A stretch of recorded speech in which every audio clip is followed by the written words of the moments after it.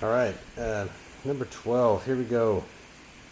1980s, it was generally believed that congenital abnormalities affected 5% of the nation's children. Some people believe that the increase in number of chemicals has led to an increase in the incidence of abnormalities. A recent study examined 384, found 46 showed signs of the abnormality. Is this strong evidence that the risk is increased to p-value 5%? And we want to perform a hypothesis test to see if this is true. So we're going to do a one proportion hypothesis test.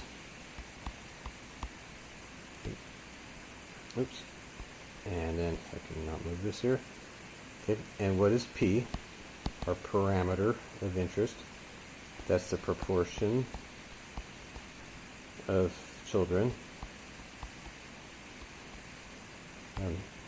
with congenital abnormalities.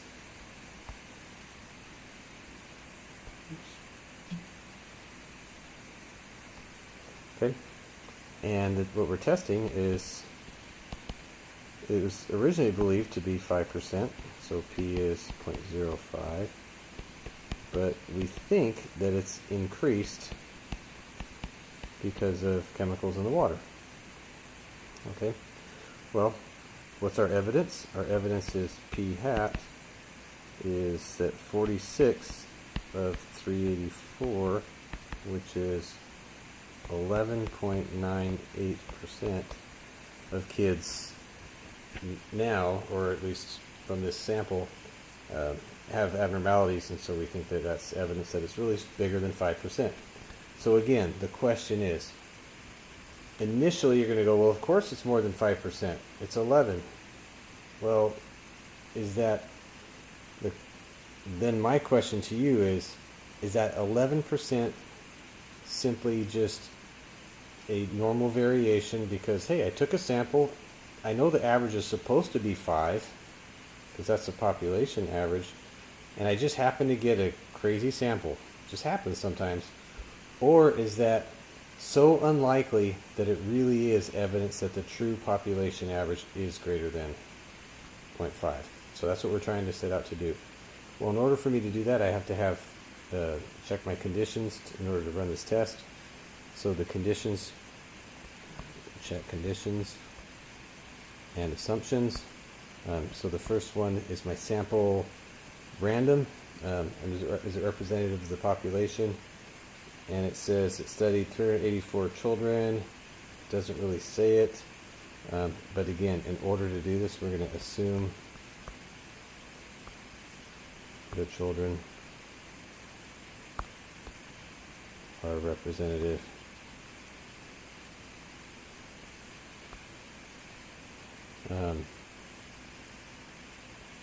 of the population. Oops, sorry, I'm writing and reading at the same time, which doesn't work very well.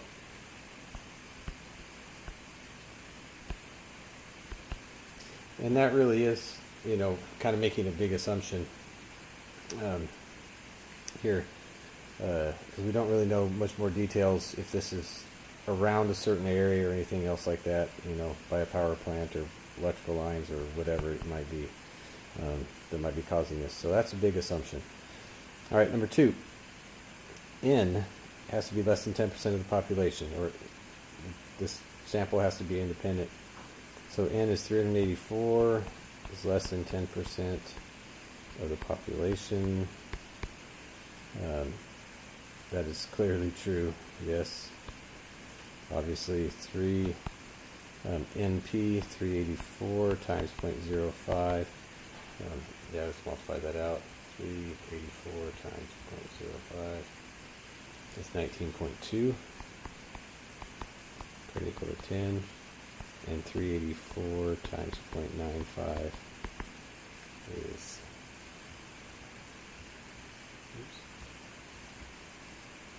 364. I guess I could have just subtracted that.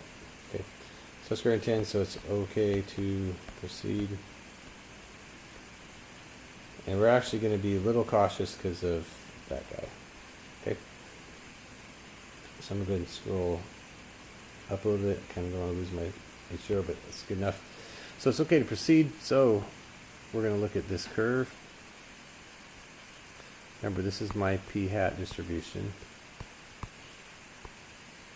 And the center of my p-hat distribution is 0.05, and the standard deviation is the square root of 0.05 times 0.95 over 384. Okay, so I'm just going to go ahead and give us some room here.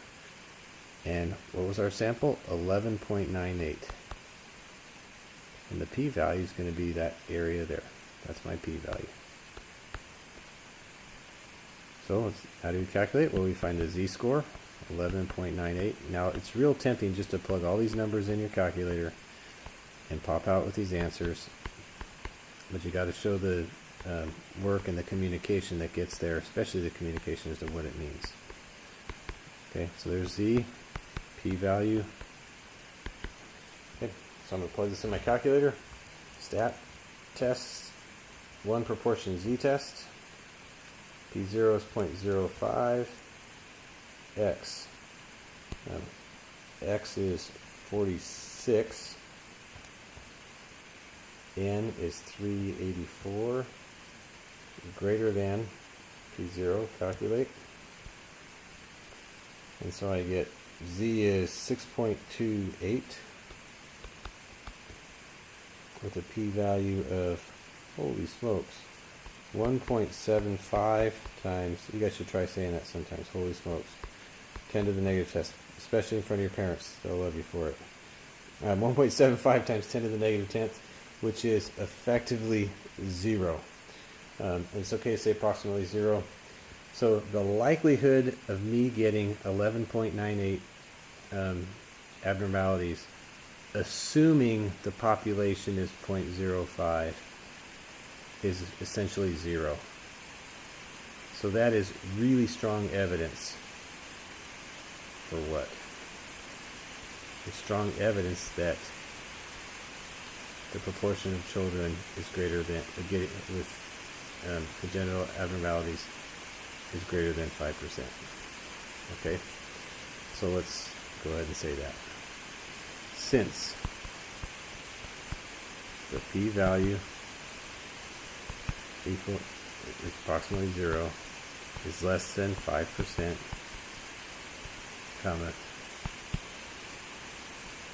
there is strong evidence, this is very, not there is, this is strong evidence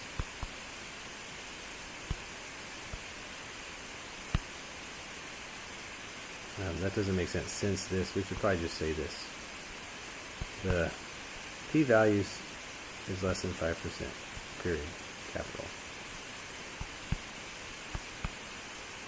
This is strong evidence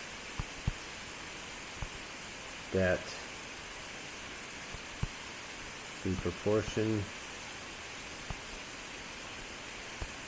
of children with abnormalities is actually greater than 5%. Right? It's actually increased.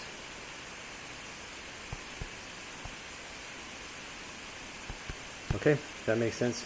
You gotta reference the 5% because that's what they asked us to represent strong evidence, and then you have to put it in context of the question, which we did. Okay, there you have it.